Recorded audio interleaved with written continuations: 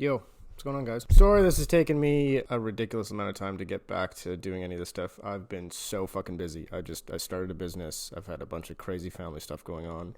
I've had a bunch of crazy health stuff going on. And I just want to get back to it. So sorry for like the little 11 people that like listening to me talk for those couple of days there. The thing I want to talk to you today about is doing really hard stuff, like doing very adventurous things, and looking at it, digesting it, trying to understand what to do when you come across something that you're afraid of doing. Because I understand how it's easy for us to get really stuck in our head and in our ways with worrying about our bodies and worrying about just what's going to happen in any situation. The reason why I want to bring this up is because I did a 2-day ski touring trip and it was fucking grueling. It was super hard. It was really intense. I think it was someone with AS probably. For the average person, I've probably done some pretty extreme stuff. A couple years ago, I did a 6-day backpacking trip, like a hiking and backpacking trip on something called the West Coast Trail, which is over in BC, Canada.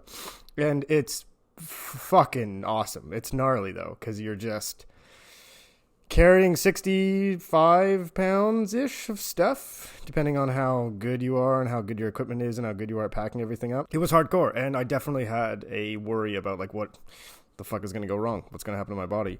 And I think the thing that I really want to just nail really fast is that like, just fucking prepare yourself. Do you know what I mean? Like, just get yourself set that, like, it doesn't matter what I'm going to do. I'm just going to fucking send it. I'm just going to completely push myself as hard as I can. I'm not going to take no for an answer. I'm going to, like, bring some medication if I need to. And this isn't gospel, but this is just my experience. There's something about mentally preparing yourself to do something very hard that gets you there. So, like, I had a situation during that trip in particular where my ankle started to get kind of bunged up. And I remember I basically just charged through it like a maniac. Like, I actually left my friends. I started going faster than them. I was all pissed off and I was angry and I thought my ankle might be fucked. And I was worried that inflammation was going to get out of hand. And this was like the third day. So we're in the middle of buttfuck nowhere. It was like the third day. It was like 45 kilometers in or something like that. It's like a 100-kilometer trail, I think. And so, yeah, I was like nervous and I was scared and I was angry and I just decided to fuck it. And I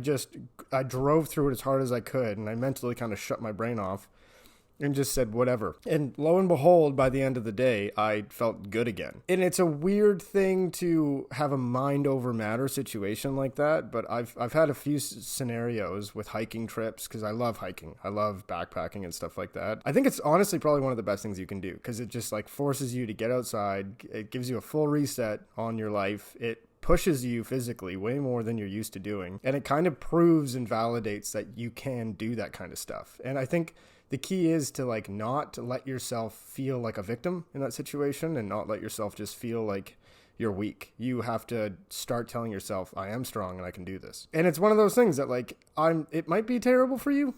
And I'm not going to be the guy who says, go out and just do something absolutely extreme all the time. But like, I will say, definitely try it 100%. Like, I've done a bunch of crazy shit like that. And it's awesome. Like, I do overnight hiking and camping trips. I'll climb like, I don't know, like a few kilometers of elevation and it'll take like 6 hours to go and hike it. And truthfully, I never feel better. Every time that I go and do one of these trips, I think to myself, this is what I should be doing in life. And maybe that's just a personal thing for me.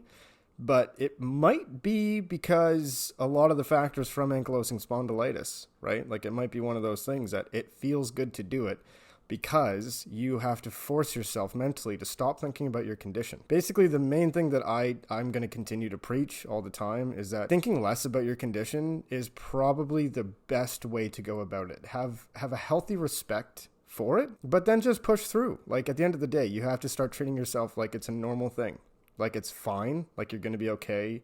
Not like it's doom and gloom, not like you're just going to be fucked forever. Because what I've found is the more I dwell on my condition, the worse it gets. Almost always.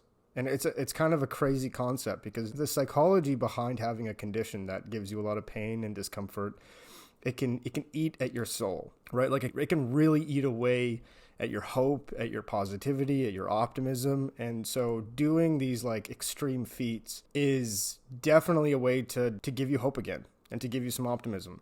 And if it doesn't work out this time, do it again.